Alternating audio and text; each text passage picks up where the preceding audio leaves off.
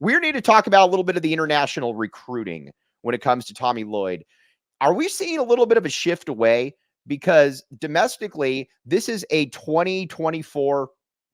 Domestically, this is all 2024 kids.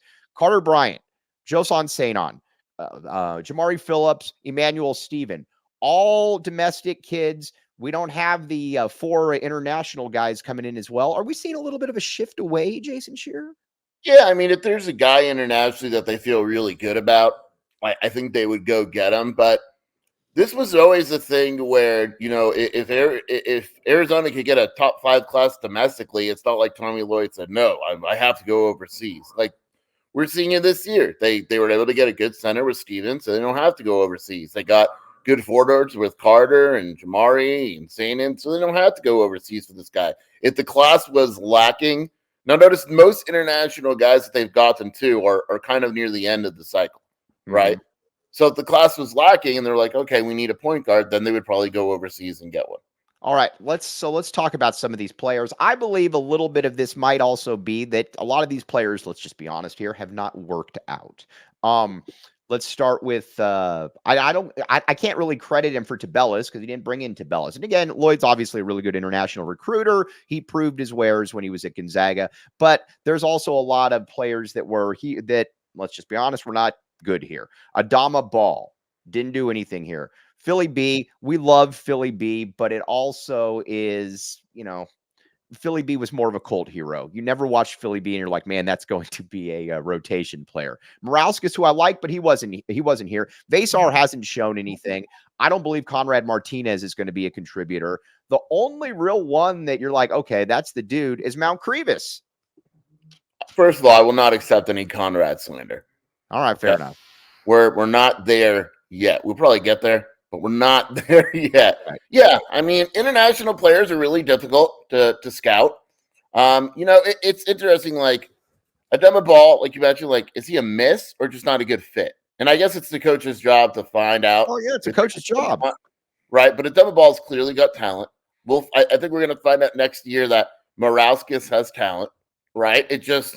They recruited over him a little bit. And so it's an interesting scenario that they don't fit. And Tommy has a different viewpoint where you don't really play international guys as freshmen. They're not ready. And because what happens if you do is look at Mick Cronin. They all transferred because they weren't ready, right? And so, there's different scenarios with international guys. But, yeah, I mean, you're able to recruit and evaluate domestic guys easier because you can pretty much go see them what you want. Right. Again, no, we're not talking about cutting it off, Dirty Dancer. I'm just saying you need to be a little bit more, I guess, circumspect. Because one thing that we did find out about Tommy Lloyd is that I think he's done with a lot of the roster filler. I mean, come on, let's be honest. We probably had 3 or 4 guys this past year that were not going to play. And I just don't, I think in this day and age with college basketball, I think that's just a wee bit too many. I'm not against recruiting, but I got to give Sean Miller a lot of credit. Sean Miller was a very good international recruiter when you look back at it in hindsight. Lowry Markkinen, Benedict Mathurin, Azulis Tabellas. He brought in Kerr. I won't hold that against him. But Bacho turned out to be good. I got to give Sean Miller a lot of credit when it comes to that, Sheer. Yeah, they evaluated very good. Right. Very well. And a Murph, right? Like we love Murph did not return my last text message, by the way. I'm not happy with Murph. They're very focused right now. Not happy with Murph. Staff is locked in. But Murph outplanned those guys, right? Like, and nailed it. And that's what, but I think also, like, that's what recruiting is in general. Like, even with American players, you're going to miss horribly on some and you're going to land perfectly on others. That's just the way it is. There's been plenty of American players, domestic players that Arizona coaching staffs have messed up on as well. All right, we'll get back to basketball here in a little bit. TJ Wilmore, be nice. I didn't say we were going to lead with football, but you know what? What TJ Wilmore wants, TJ Wilmore gets. Now, let's see here. By the way, Kobe Thiel. A lot of times, if you're the main point of one of the main 2 players on a team, you're not going to shoot as good a percentage, especially when you're playing against really good teams. He was able to put the ball in the basket. That's what you need to know. And I'll tell you this, too. The coaching staff believes that he would be able to score and be more efficient and is a better shooter than people think.